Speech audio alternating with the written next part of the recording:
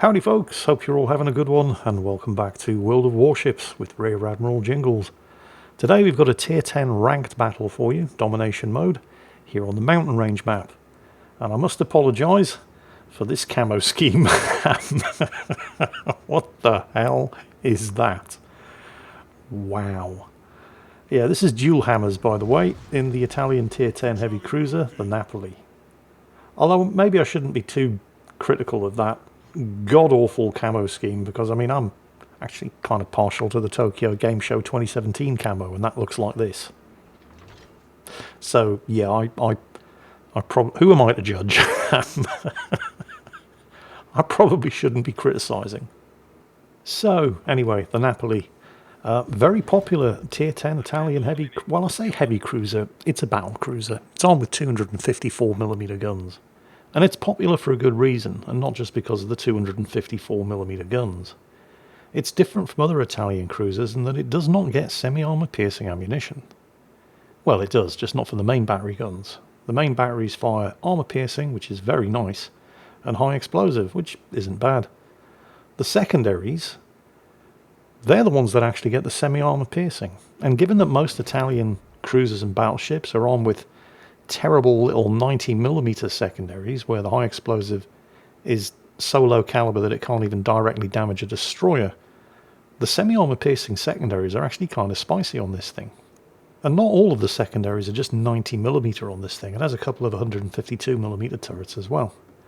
As is fairly typical of Italian cruisers though, the consumables are of limited team utility. In fact, they're of zero team utility. It's got the high speed smoke, which is typical of Italian cruisers.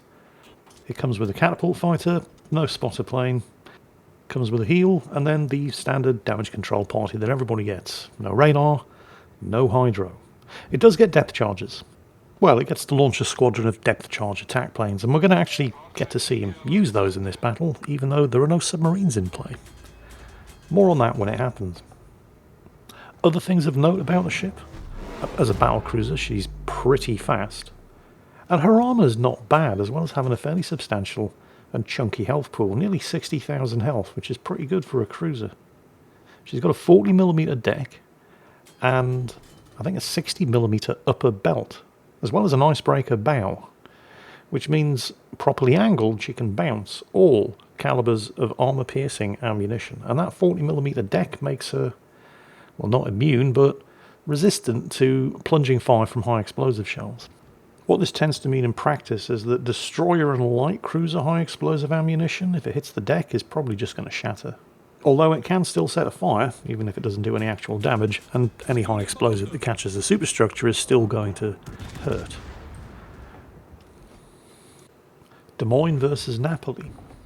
Actually, having just done a quick spot of back of the napkin mathematics, this 40mm of deck armour is actually proof against even 8-inch high explosives, such as that being slung around by the Des Moines over there. I mean, it's still going to set fires, and it did just set a double fire, which is why dual hammer is used as damage control. And I don't think he's too afraid of the Des Moines, but it's the spotting, which is why he's tucking himself in behind this arm. Yep, here we go. So let's see how this health pool and that bow armour stands up against the Kremlin. Yeah, I'd have to say pretty well. Don't forget, the Kremlin has 18-inch guns. It's not often the Kremlin gets surprised by cruiser armour, but yeah, doing all right. He's in a precarious position here. If he extends too far forward or too far at the rear, he's going to get slapped from the other side of the map. But as long as he manages to use this island well, he's not going to have to fight anybody other than the Des Moines over there. There are the semi-armor piercing secondaries. Can't set fires, of course. That's the only downside of the secondaries. Oh, the Des Moines may have just overextended a little. I mean, he's not going to citadel the Des Moines from the front. The Napoli is still just a cruiser after all. But the Ohio might. Oof, I don't think that was a citadel, but it certainly hurt. Yeah. Des Moines backing off. I think this may be a case of too little too late. Let's get some shots out there. I wonder if the Des Moines popped out to take advantage of the radar to get the destroyer out there on the flank, because that's who he's shooting at. I mean, he didn't need to use the radar to spot Dual Hammer. He always knew he was here. Go on, Ohio, get him. Nice. Right, one enemy radar down. Well, I say one enemy radar down, and that's not technically wrong, but it's also the only enemy radar, so that's clearly going to be a massive relief to the two destroyers on the team, the Daring and the Alvaro de Bazan, or however the hell you pronounce that one. The friendly Des Moines over on the other end of the map, and he's already managed to light up the enemy Marceau. Oh, the friendly Mecklenburg's getting absolutely smashed. The enemy do have a Z-52 lurking around here somewhere as well, and judging by the fact that Dual Hammer is hydroed, I don't know, that's not the Kremlin. Probably means the Z-52 is nearby. Note that Dual Hammer has the RPF, or radio position finding skill, and it's pointing that way. Which, well, I don't know. I mean, if that was the Z-52, it'd be spotted visually by now, surely. And now he's not. Z-52 does get good hydro. It's extremely long range for destroyer hydro, and it lasts forever. Here comes the high-speed smoke. Now, remember, the thing about high-speed smoke, well, like any smoke, it doesn't make you invisible. The smoke firing penalty is still a thing. Oh, there's the Z-52. Yeah, called it. But yes, smoke firing penalty.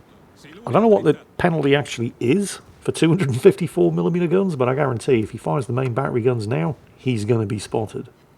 You can, however, fire the secondaries and fire torpedoes and remain undetected in your high-speed smoke. So, nerves of steel here. It's a good job he spotted this. I mean, he had a fairly good idea of where the Z-52 was, thanks to the RPF skill. So he knew what angle to be expecting torpedoes from. Now, is he going to catch the Kremlin with any of his torpedoes? Oh, he's definitely going to take the shot here, though. Beautiful. Perfectly timed, too. He had the island between himself and the Kremlin. Scored a couple of hits on the Z-52. Now he's going to need to angle carefully here because the Kremlin has definitely got his attention. Or the other way around. He's definitely got the Kremlin. You know what I mean. The Napoli, by the way, also has 60mm of plating on its stern, but it doesn't extend that far above the waterline. So he could get hurt here. Semi-armor piercing second. I mean, you shouldn't definitely not go for a secondary build on the Napoli. But the secondaries aren't bad. They're not worth investing in. But they'll do. Yeah, he's holding up quite well here, actually. Looking for a torpedo shot at the Kremlin here, but I think the Kremlin's wised up to that old gag after getting caught the first time. Time for a quick word about the overall picture. As you can see, the enemy have two cap circles and they're busy flipping a third. And the team have lost their own Des Moines. He was actually Dual Hammer's team's first casualty. They've also lost the Mecklenburg, which isn't surprising, but he at least lasted longer than I was expecting him to. Ooh, that hurt. Oh, yeah. Yeah, the Napoli is a very well-armoured cruiser, but it is still just a cruiser, and that's a battleship with 18-inch guns. You notice how he keeps nose-punching the Kremlin here, though? You would expect guns of this caliber to just over-penetrate battleship bows. Because, you know, Tier 8, 9 and 10 battleship bow and stern plating, 32mm is standard. But while the Napoli enjoys 60mm of partial bow and stern plating, the Kremlin has a very thickly armoured bow as well. And unlike Dual Hammers, the Kremlin isn't angling it, which means basically the bow armour on the Kremlin is just thick enough to actually arm the fuses on these 254mm armour piercing shells rather than having them just harmlessly over-penetrate and pass right through. Well, not harmlessly, you know. But he's not over-penetrating, he's actually getting proper penetration damage. And this is where things go horribly pear-shaped. As the Alvaro Bazan zooms out of the smoke screen and Dual Hammers is forced to manoeuvre to try to let him get away, that's when he takes a big old slapping there from the Kremlin. Straight into his broadside, and that one is going to leave a mark. I'm going to say that was 100% the Alvaro de Bazan's fault. I mean, Dual Hammers even checked and looked to see where he was. Oh, those torpedoes look bad. Those torpedoes look very bad. Those torpedoes were, in fact, very, very bad. Yep, no idea what the friendly destroyer thought he was doing, cutting across his bows like that, forcing, well, day late and a dollar short, of course, as he manoeuvred to avoid him. He exposed his broadside to the Kremlin, which was exactly the opportunity the Kremlin had been waiting for. He's now been forced to expend a charge of his high-speed smoke to ensure that he can actually survive long enough to get some repairs going. 3 against 4. The enemy team are, well, they're basically 500 points ahead with all 3 of the cap circles. The Kremlin is backing off. His job is now done. The Kremlin may be on his last legs, but, well, even though he only has a sliver of health remaining, when you start off with 108,000, just a fraction of the health bar is still more than 10,000, and he is recovering health. Hello, we're spotted. That must be the Z. Yep, it's the Z52. High-speed smoke's expired. Switches to the high explosive, because the Napoli has high explosive. It's going to be real bad news for the enemy destroyer. Oh, and there's the Marceau. Oh, I mean, these turrets turn fast, but he's never going to reload in time to finish off the Marceau. So Z52 it is.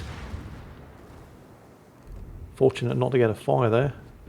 Although he got a fire on the Z52, but I don't think it, even though it's ticking, I don't think it's going to be enough to kill him. No. He's going to have to get the guns reloaded and finish him off the old-fashioned way. Shots out. Come on, baby. We need a kill. Oh, go gadget secondaries. Yes, secondaries got him.